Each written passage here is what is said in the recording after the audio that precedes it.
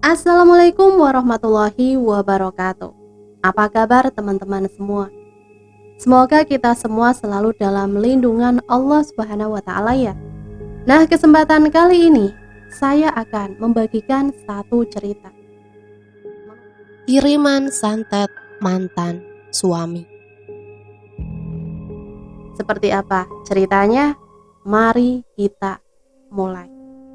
Husna, panggil seorang laki-laki berusia 30 tahunan pada seorang wanita yang baru saja keluar dari sebuah mobil taksi.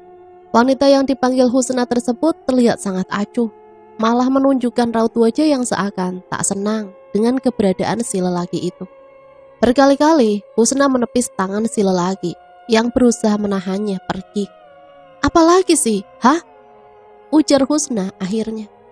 "Aku mohon Hus, berikan aku kesempatan sekali lagi untuk memperbaiki hubungan kita. Kau sudah mentalak 3 aku demi perempuan itu, Roy. Dan sekarang kau mau rujuk kembali. Kau tahu hukumnya yang sudah ditalak 3 kan? Kamu jawab saja Hus, mau atau tidak kembali lagi menjalin hubungan denganku. Kalau kau mau, aku bisa membayar orang untuk menikahimu sementara. Lalu setelah kalian resmi bercerai, kita akan rujuk kembali." "Cuy, kau anggap aku ini apa? Hah? Seenaknya saja. Sampai mati pun, aku tidak ingin lagi rujuk denganmu," bentak Husna. Saat Husna ingin pergi, Roy menarik tangannya dan mencoba menahan langkah Husna. "Aku masih sayang padamu, Hus. Sungguh." "Dulu rasa sayangmu itu kemana, Roy? Kau tinggalkan aku pergi bersama wanita itu. Kau juga menghina fisikku yang jarang berdandan dan gemuk. Kau banding-bandingkan aku dengan pelacur murahan itu. Kau pikir aku tidak sakit hati, hah? Aku benar-benar minta maaf. Aku hilaf, Hus. Tolong maafkan aku." "Cuy, kau datang dan bersujud padaku meminta rujuk setelah fisikku kembali seperti masih gadis dulu. Kau memang laki-laki egois, laki-laki tidak tahu diri." Sebuah tamparan mendarat di wajah Husna. Pipinya yang putih mulus seketika memerah. Air matanya kembali jatuh. Ia menatap tajam pada Roy, lalu berlari meninggalkan lelaki itu. 3 bulan setelah kejadian itu, kini Husna sudah mempunyai kekasih yang bernama Silo, seorang pemain bulu tangkis antar kabupaten. Orangnya gagah dan juga tampan. Perawakannya tinggi dan atletis. Suatu hari saat Husna dan kekasihnya itu sedang makan di pinggir jalan, mereka dilabrak oleh Roy. Dengan kasar, Roy menghajar Husna sampai berdarah-darah. Melihat kekerasan yang dilakukan oleh mantan suami kekasihnya itu, tentu Silo tidak diam saja. Ia menghajar Roy habis-habisan sampai-sampai hidungnya patah. Andai tidak ada orang yang melerai, mungkin Roy sudah mati dihajar oleh Silo. Tanpa mempedulikan Roy yang tergeletak tak sadarkan diri, Silo membawa Husna untuk pergi. "Tidak seharusnya kau menghajarnya, sayang," ucap Husna. "Kenapa? Kau masih ada rasa padanya?" "Tidak, sungguh, aku sudah tidak ada rasa padanya.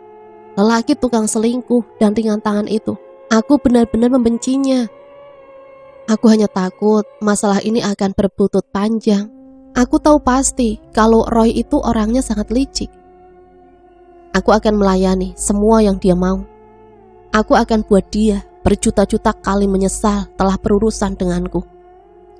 "Kau tidak tahu siapa dia," batin Husna. Benar saja, 3 hari setelah kejadian perkelahian itu, Silo ditangkap oleh polisi. Karena video bukti kalau Silo menghajar Roy tanpa sebab sudah diperlihatkan pada kepala adat dan menjadi bukti kuat untuk menangkap Silo. Silo tak bisa berkutik, karena kalau sudah adanya tanda tangan dan surat dari kepala adat pada kepolisian, maka polisi harus mengikuti apa yang sudah dituliskan oleh kepala adat. Laki-laki gila itu menghajar kekasihku, Wan, sampai berdarah-darah. Tentu aku tidak bisa mendiamkan semuanya. Aku harus membela kekasihku, dan andaikan wanita itu bukan kekasihku, aku tetap tidak mungkin membiarkannya dihajar sedemikian rupa oleh mantan suaminya, Wan." Pak polisi baik hati yang dipanggil Wan oleh Silo nampak menghela nafas panjang. Ia memainkan pulpen di tangannya. "Andai urusanmu ini tidak melalui kepala adat terlebih dahulu, kemungkinan aku masih bantu. Tapi urusan sudah serumit ini. Yang menambah rumitnya itu, orang yang kau hajar itu tidak mau dibayar denda, Sil. Itu yang rumit. Aku tidak salah, Wan. Tapi baiklah, aku akan membayarmu berapapun yang kau minta, asal kau tolong aku. Maaf, Silo, aku bukan seorang polisi yang bisa disogok. Walaupun kau dan aku teman, tapi hukum tetaplah hukum, ujar polisi Wan, merasa tersinggung dengan tindakan Silo yang ingin menyogoknya. Sial, ujar Silo saat berada di dalam tahanan sementara itu. Keesokan harinya, Husna datang menjenguk Silo, namun ia tidak diperbolehkan bertemu dengan Pak Polisi Wan. Yang akhirnya membuat Husna hanya bisa menitipkan sepucuk surat yang ditulis di atas kertas rokok. Dan di saat Silo ditahan, Roy semakin gencar untuk mendekati Husna. Namun Husna tetap seperti biasa, yang bersikap acuh dan dingin pada Roy. Hingga 6 bulan kemudian, berkat bantuan dari Wan dan juga keluarga besar Silo, akhirnya ia bisa bebas dan menghirup udara segar kembali. Tentu saja kebebasan Silo membuat Roy naik darah. Apalagi setelah mendengar kabar kalau 3 bulan lagi mereka akan segera melangsungkan pernikahan. Malam itu saat Silo sedang dalam perjalanan pulang dari rumah Husna, ia mengalami kecelakaan yang mengakibatkan tangannya patah. Setelah sebelumnya diganggu oleh sosok Kuyang. Apalagi ini, ya Tuhan, isak Husna saat tahu kabar tersebut. Namun saat ia akan menjenguk Silo, ia dimarahi habis-habisan oleh keluarga Silo. Husna dianggap pembawa sial untuk kehidupan Silo. Ia dilarang untuk menemui Silo lagi dan dipaksa untuk memutuskan hubungannya. Husna sangat sedih dan patah hati dengan keadaan. Perasaannya sangat hancur kala itu. Saat ia pulang, terlihat Roy sudah menunggunya. Secara tiba-tiba, Husna mempunyai keberanian untuk menampar Roy. Kenapa kau selalu menyakiti aku, Roy? Kurang puas apa lagi kau menyakiti aku? Sampai-sampai sekarang kau juga melibatkan orang-orang yang kusayang. Kau iblis, Roy, iblis! Teriak Husna dipenuhi dengan emosi yang meluap-luap. Setelah memarahi mantan suaminya itu, Husna langsung masuk ke dalam kamarnya. Ia mengunci pintunya rapat-rapat. Walau terdengar suara ketukan pintu dari ibunya, Husna tetap tak bergeming. Ia tertidur menjelang subuh setelah seharian semalaman menangis dan mengunci diri di dalam kamar. Matanya sembab dan memerah. Beberapa pesan masuk di HP-nya, namun matanya terlalu berat untuk membaca pesan tersebut. Beberapa tetes air mata masih membasahi pipinya. Husna, ini kiriman sate dari Roy. Kamu mau makan sekarang atau nanti? Buang saja makanan itu, berikan saja pada anjing, teriak Husna dengan nafas berat. Beberapa hari kemudian, Roy masih kerap kali datang ke rumahnya dan tak pernah sekalipun Husna menemuinya. Hingga suatu malam, rumah Husna terjadi beberapa hal ganjil. Seperti atap yang dilempari kerikil di saat tengah malam, dan munculnya bau dupa yang menyengat. Di dalam kamar Husna juga terdapat kain putih kecil yang dibentuk seperti pocong yang isinya ada foto dari Husna yang ditusuk jarum di bagian wajahnya. Pocongan itu Husna temukan ketika ia membersihkan kamarnya, dan entah siapa yang menaruh benda itu di kamarnya. Husna mulai berpikir kalau jangan-jangan penyebab jerawat berisi nanah di wajahnya itu adalah akibat dari fotonya yang ditusuk jarum. Tidak, aku tidak boleh menyangkut pautkan jerawatku dengan benda ini. Ini pasti hanya ulah usil anak-anak, gumam Husna.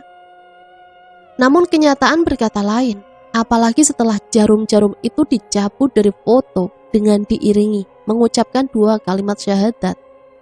Jerawat yang hampir memenuhi wajah Husna tiba-tiba pecah dengan sendirinya. Dan yang pecah adalah bagian di foto yang Husna cabuti jarumnya. Tangan Husna gemetar. Wajahnya mulai terasa perih. Husna, panggil ibunya yang membuat Husna kaget. Wajahku, ada benda aneh berisi fotoku yang bagian mukanya ditusuk jarum, ujar Husna gemetar. Ibunya mengerutkan kening. ia sama sekali tidak melihat apapun yang dipegang oleh Husna. "Kamu bicara apa, Hus?" "Ini." Namun tenggorokannya seketika tercekat karena ternyata tak ada apa-apa di tangannya. Benda itu hilang dengan sendirinya dari tangan Husna. Husna mencari-cari benda yang dipegang, namun ia tak menemukannya dimanapun. "Ada apa, Hus?" tanya ibunya. "Benda yang tadi kemana?" ujar Husna balik bertanya. "Istirahatlah, Hus, masalahmu dengan Siluh tidak usah dipikirkan. Akhir-akhir ini kau nampak sangat lelah sekali," ujar ibunya sebelum pergi. Sepeninggal ibunya, Husna terduduk. Rasa panas seperti terbakar mulai terasa di bagian wajahnya. Husna menangis kesakitan, tidak hanya di bagian wajah, tapi di bagian perutnya juga terasa sangat sakit sekali. Husna menggigil dengan erangan tertahan. Rasa sakit itu sangat menyiksanya. Di luar orang tuanya yang mendengar erangan Husna, itu pun langsung ke kamar Husna untuk melihat apa yang sebenarnya terjadi. "Ada apa, Hus? Kenapa?" ujar ibunya panik. "Bawa dia ke rumah dokter umum," ujar suara terakhir yang didengar oleh Husna sebelum akhirnya ia tak sadarkan diri karena sudah tak kuat menahan rasa sakit yang teramat sangat. Lama sekali Husna baru siuman, tangannya juga sempat diinfus. "Perutku sakit sekali, wajahku seperti terbakar," ucap Husna pelan. "Sudah nak, sudah, tenang ya. Kamu hanya alergi dan mahmu juga kambuh." Tapi sakitnya bukan seperti biasanya," kata Husna lirih. "Jangan terlalu dipikir, nak. Percaya saja dengan apa yang dikatakan oleh dokter." Husna terdiam, ia mencoba percaya. Setelah keadaannya sudah mulai sedikit membaik, Husna dibawa pulang ke rumah. Di teras rumahnya terlihat mantan suaminya sudah menunggu kedatangan mereka. Husna membuang muka. Sungguh muak sekali rasanya jika ia menatap wajah lelaki itu. Roy mencoba membantu Husna untuk dibawa ke dalam rumah.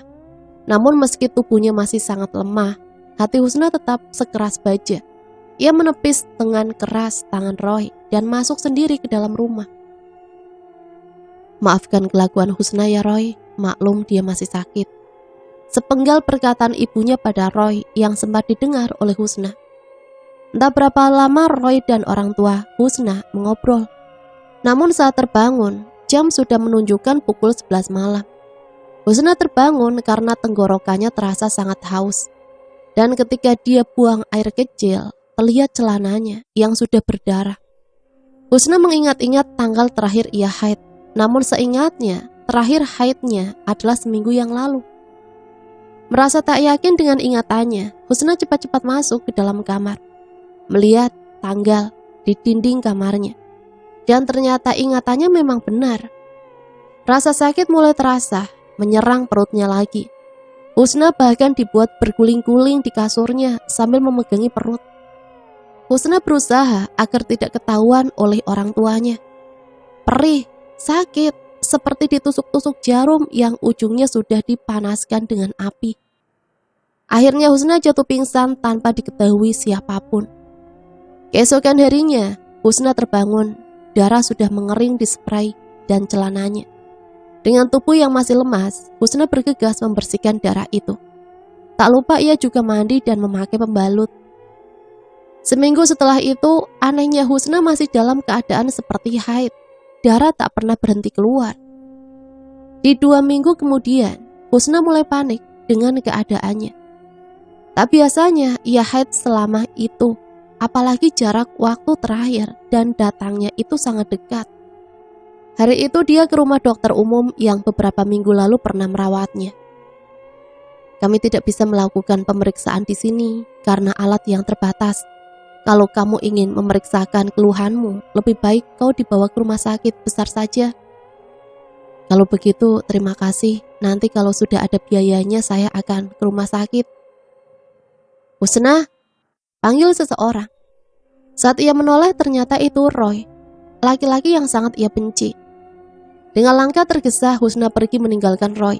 Namun langkahnya kalah cepat dengan motor kebanggaan mantan suaminya itu. "Mau apa lagi kau? Hah?" Aku ingin kita rujuk kembali. Lepas, aku tidak mau. Jerit Husna ketika tangan Roy dengan kasar menarik rambutnya. Kau itu sekarang penyakitan. Masih untung aku mau dengan wanita penyakitan sepertimu. Bukannya bersyukur, dasar tidak tahu diuntung. Kau selalu ringan tangan, Roy. Sedikit-sedikit kau selalu main pukul. Siapa wanita yang akan tahan dengan sikap kasarmu itu, ha?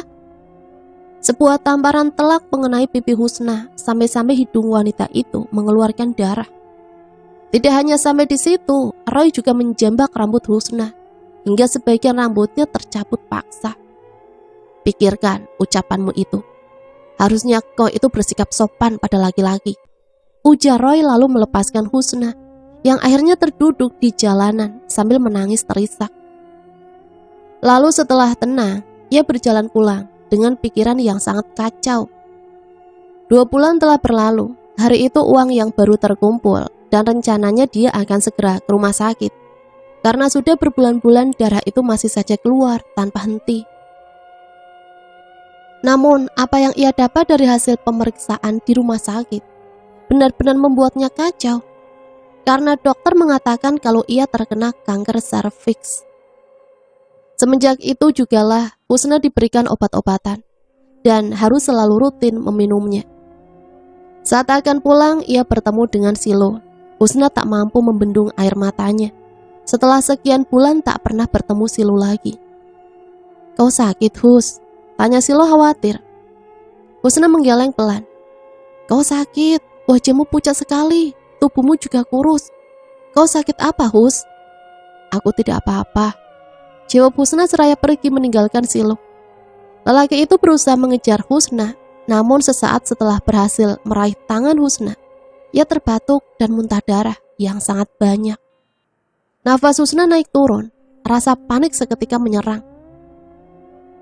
Kau muntah darah, kenapa? Kau sakit apa?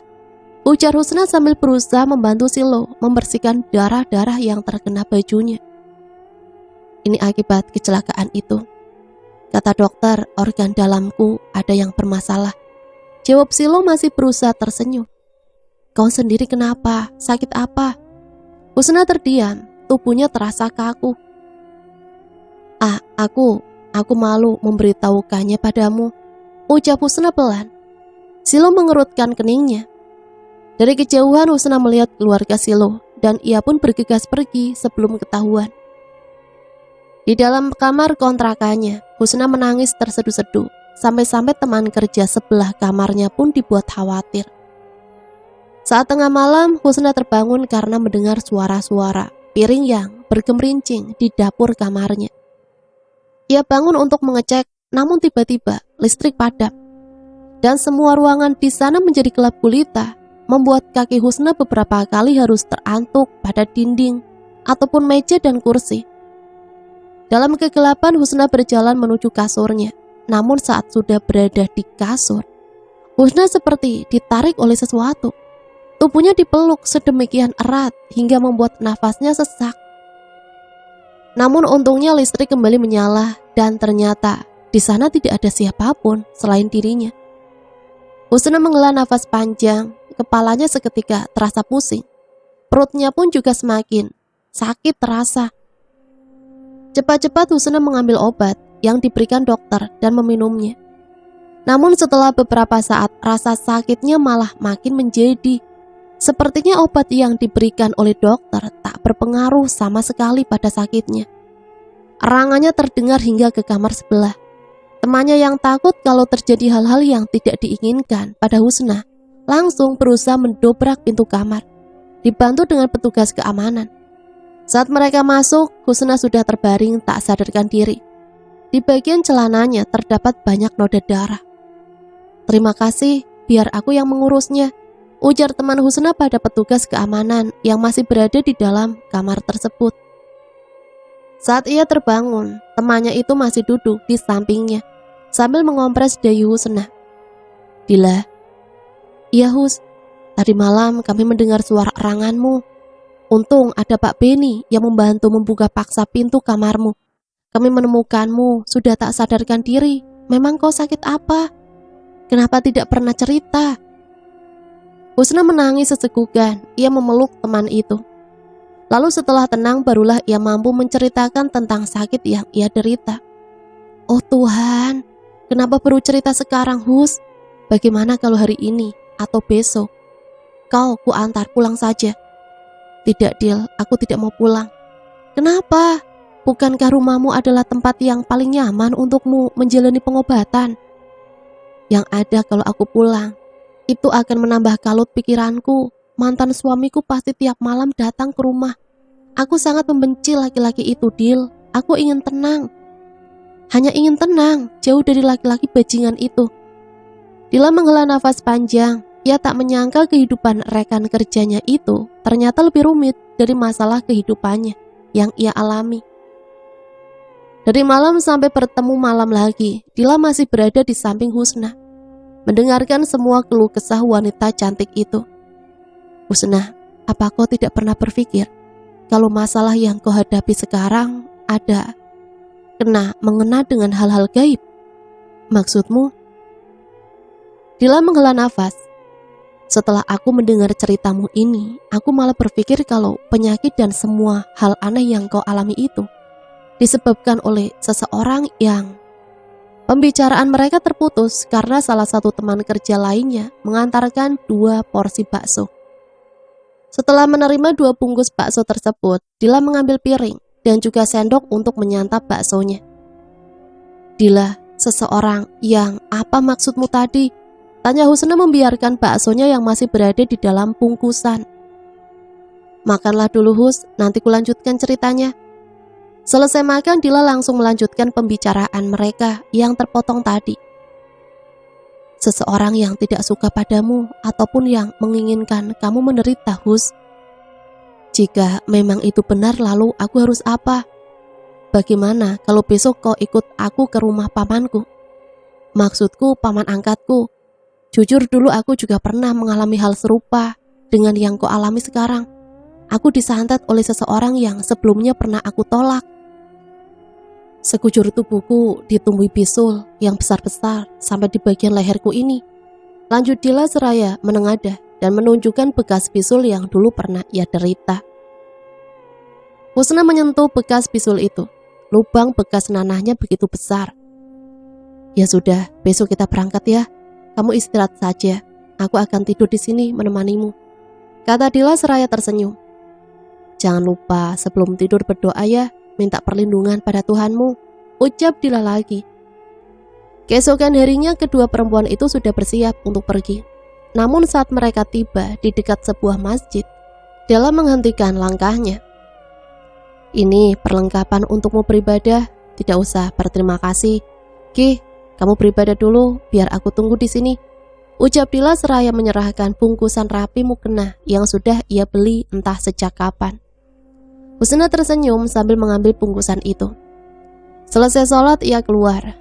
Matahari bersinar dengan sangat teriknya di hari itu. Sudah selesai. Husna mengangguk seraya menggendeng lengan Dila. Kau mau ke gereja biar aku temani? Nanti saja. Kita langsung ke rumah pamanku saja ya. Mereka naik ojek melewati jalanan beraspal tersebut. Saat sampai di depan rumah paman angkat Dila, kaki Husna tiba-tiba menjadi berat dan kepalanya juga sangat pusing. Pandangannya berkunang-kunang, tubuhnya juga terasa panas dingin. Kamu tidak apa-apa, Hus? Tanya Dila seraya mencoba memapahnya untuk masuk ke dalam. Tiba-tiba tubuh Husna ambruk. Dila yang panik langsung berteriak. Seorang laki-laki berusia 50 tahunan keluar dari dalam rumah. Ada apa ini nak? Tanya lelaki itu seraya berjongkok di depan tubuh Husna. Saat tangannya menyentuh kepala Husna, terasa hawa panas langsung menyengat telapak tangannya. Astaga, ujarnya seraya mengibas-ngibaskan tangannya yang terasa panas. Sony, Sony! Seorang perempuan berusia 20 tahunan keluar. Bibirnya merah. Sepertinya ia baru saja menginang. Cepat bantu Dila membawa perempuan itu masuk ke dalam. Tanpa membantah mereka mengangkat tubuh Husna untuk dibawa masuk ke dalam rumah. Husna dibaringkan di tengah-tengah rumah dengan diselimuti kain panjang bermotif. Sebelum Husna tersadar, Dila sudah terlebih dulu menceritakan apa yang dialami oleh temannya itu, hingga divonis mengidap penyakit kanker serviks oleh dokter. Mantan suaminya yang membuat temanmu itu sakit. Nanti malam aku akan bersihkan dulu badannya. Kita keluarkan apa yang sudah berada di dalam tubuhnya, agar nanti bisa diberi penghelat, pakar gaib, seperti kau dulu. Iya Mang, saya berharap sekali kalau sahabat saya ini bisa sembuh. Dan kalau bisa, kembalikan saja penyakit itu pada yang mengirimnya. Ujar Dila sedikit geram saat mengatakan kalimat yang terakhir. Paman angkat Dila itu tertawa seraya mengusap-usap kepala Dila. Saat Husna mulai siuman, Dila langsung menahannya untuk bangun. Kepalaku pusing sekali, Dil. Kau akan baik-baik saja. Malam ini paman akan mencoba mengobati kamu. Kau istirahat saja, karena nanti malam akan memakan banyak waktu dalam setiap prosesnya, ucap Dila.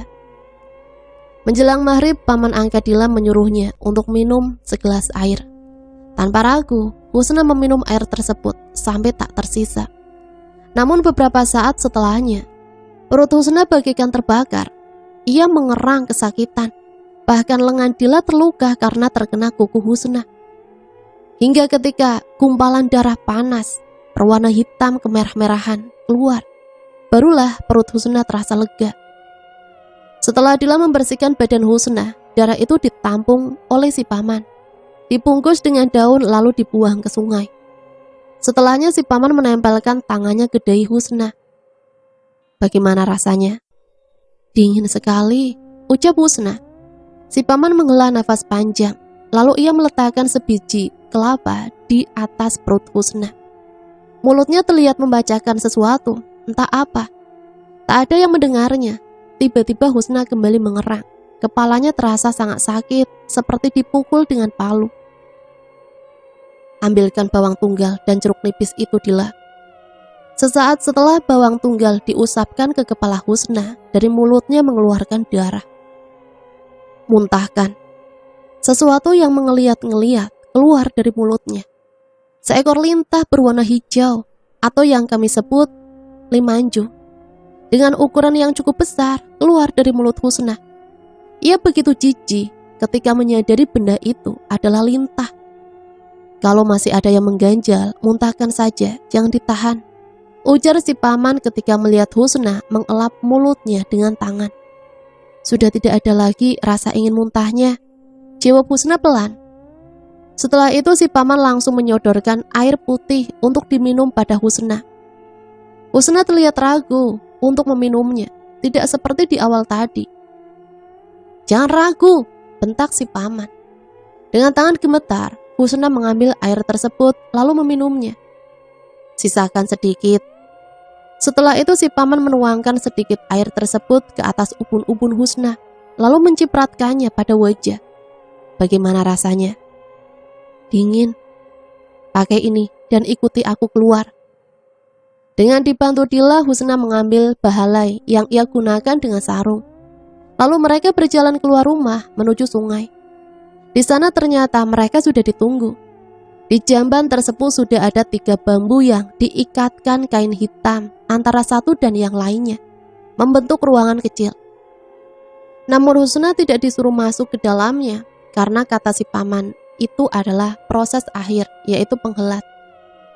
Saat guyuran pertama jatuh ke kepalanya, Husna merasakan dingin yang teramat sangat. Tubuhnya sampai-sampai dibuat menggigil. Namun ketika dilanjut guyuran kedua dan ketiga, tubuhnya sudah terasa sangat nyaman, segar dan enteng. Lalu setelah itu, Husna diminta masuk ke dalam ruangan kain hitam tadi, diikuti dengan si paman. Guyuran pertama kembali mengguyur kepala hingga tubuhnya. Setelah guyuran ketiga, si paman keluar lalu melemparkan sebuah telur ayam ke tengah sungai. Lepaskan sarungmu lalu buang tanpa melihatnya, ujar si paman sebelum pergi. Husna berusaha membuangnya tanpa melihat sarung tersebut lagi. Lalu mereka berdua pun kembali ke rumah si paman angkat Dila. Bagaimana rasanya, Hus? Tanya Dila. Rasanya segar, aku tak merasakan apa-apa lagi yang menggangguku, Dil. Dila tersenyum. Sesamanya di rumah si paman, Husna diberikan sebuah pisau besar. Ia disuruh membelah kelapa yang sebelumnya sempat ditaruh di atas perutnya. Husna berusaha membukanya, meski hasilnya tidaklah sebagus yang dibayangkan. Namun ketika kelapa benar-benar terbelah, Husna merasakan bayangan seseorang. Wajah mantan suaminya terlihat dengan sangat jelas. "Siapa yang kau lihat?" "Roy, mantan suamiku." "Sudah kuduga pelakunya pasti laki-laki sialan itu," ujar Dila. Husna menatap si paman untuk meminta jawaban. "Yang membuatmu seperti ini adalah mantan suamimu itu sendiri. Dia ingin kembali memilikimu, tetapi dengan cara yang salah. Kalau kau mau menikah lagi dengannya, penyakitmu itu akan sembuh. Namun karena kau tidak mau, makanya sakitmu semakin parah. Tapi sekarang atas izin Tuhan, kau sudah sembuh. Dan satu hal lagi, apapun agamamu, jangan pernah lupa untuk beribadah," ujar si paman. Husna sangat berterima kasih pada lelaki berusia 50 tahunan tersebut. Saat Husna dan Dila ingin beristirahat, si paman memberikan sebuah botol kecil berisi sesuatu seperti minyak. "Bukan apa-apa, ini hanya untuk pegangan. Nanti campurkan dengan air, siramkan di rumahmu yang merupakan tempat asal kau terkena sakit. Satu hal yang perlu kau ingat, jangan pernah lupa menyiramkan air campuran minyak ini pada rumahmu. Karena lawan yang kita hadapi tidak hanya satu atau dua orang saja. Jadi tidak cukup hanya dengan satu dua penghelat," ujar si paman. Husna mengangguk. Ia menyimpan botol kecil tersebut ke dalam wadah mukenanya. Lalu mereka pun disuruh beristirahat. Husna tidur sangat nyenyak hingga pagi. Bahkan Dila pun tidak enak kalau harus mengganggu tidur sahabatnya tersebut. Alhasil mereka pulang setelah jam menunjukkan pukul 12 siang. Dan Dila terpaksa harus bolos kerja. "Aku pulang dulu ya Dil, mau ke rumah," ujar Husna. "Iya Hus, andai besok aku tidak kerja, aku akan menemanimu pulang." "Maaf ya Hus, aku tidak bisa menemanimu pulang ke rumah," ujar Dila saat mereka akan berpisah. "Tidak mengapa, kau sudah sangat membantuku. Aku malah tidak enak kalau selalu merepotkanmu." "Tidak ada yang direpotkan Hus. Aku turut membantumu karena kita sama-sama wanita. Terlebih lagi kau adalah teman baikku," ujar Dila tersenyum manis. Husna pun pulang dengan menaiki taksi lain. Ia sampai di rumahnya sudah menjelang malam. Orang tuanya kaget dengan kedatangan Husna. "Bagaimana hasil dokter Hus?" "Ma, aku tidak sakit, aku sudah sembuh. Roy berkali-kali ke rumah, ia menanyakan alamatmu." Husna diam saja. "Aku tidak memberitahukan alamatmu pada Roy karena kami takut kalau kau bertemu dengannya lagi, kau pasti akan kembali disiksa. Aku mengatakan kalau kau sekarang sudah mulai membangkang dan kabur dari rumah. Dengan begitu Roy tidak akan menyakiti kami. Maafkan ibumu ini Husna," ucap ibunya. Husna menarik nafas panjang lalu tersenyum dan mengangguk. "Aku mengerti," katanya lalu berjalan ke arah dapur. Malam itu juga dengan ditemani oleh ibunya, dia menyiramkan air pada rumahnya, seperti apa yang sudah disuruh oleh paman angkat Dila sebelumnya. Semalam ia tertidur pulas di kamarnya. Tak ada kejadian aneh lagi, ataupun hal semacamnya. Semenjak kejadian yang pernah menimpanya, dan sakit yang pernah ia derita, kini Husna sudah bisa menjalani kehidupannya dengan tenang. Ia juga sudah dipertemukan kembali dengan jodohnya yang sempat terpisah. Silo dan Husna sudah resmi bertunangan. Silo mendatangi Husna ke tempat kerjanya dan melamar Husna di hadapan semua teman-teman Husna termasuk Dila. Wajah Dila terlihat sangat senang melihat sahabatnya yang sudah bisa bersatu kembali dengan laki-laki yang ia cintai. "Selamat ya Hus, jangan lupa nanti kita besanan ya," bisik Dila yang langsung ditanggapi cubitan oleh Husna. Sementara itu, Roy sudah tak pernah terdengar kabarnya lagi. Saat undangan disebar pun Roy tidak pernah terlihat. Entah apa yang terjadi padanya. Tapi Husna sama sekali tak peduli. Karena dengan ketidakadanya Roy membuat Husna lebih bahagia. Itulah satu cerita yang bisa saya bagikan. Semoga cerita ini bisa kita jadikan pembelajaran ya. Sampai di sini saya pamit undur diri, mohon maaf apabila banyak salah kata. Sampai berjumpa kembali di cerita selanjutnya. Matur suwun, wassalamualaikum warahmatullahi wabarakatuh.